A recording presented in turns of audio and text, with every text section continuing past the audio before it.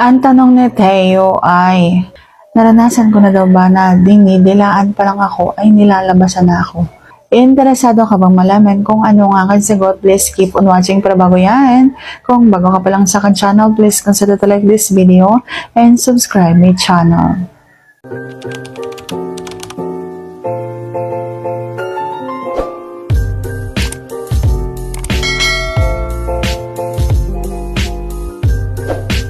So, naranasan ko na nga ba ito? Ang sagot ko ay hindi. Kasi kapag bago pa lamang lumalapat yung dila doon sa kung saan niya idinidila sa akin, ay doon pa lang ako nakakaramdam ng sarap. At kailangan mo ng pasarapin bago malabasan ng isang babae. Karamihan kasi sa mga lalaki na kapag basa ang isang babae, akala nila ay nalabasan na ang isang babae. Yun po ay hindi totoo. Yun po ay nagbabasa lamang kasi nasasarapan sila. Nag-uumpisa ng mail ang kanilang mga katawan.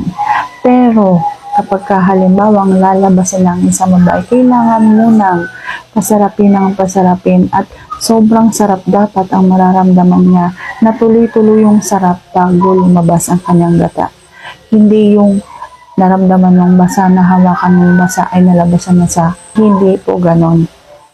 May lumalabas din po sa isang babae kapag halimbawang nakaramdam siya ng tagumpay sa labanan.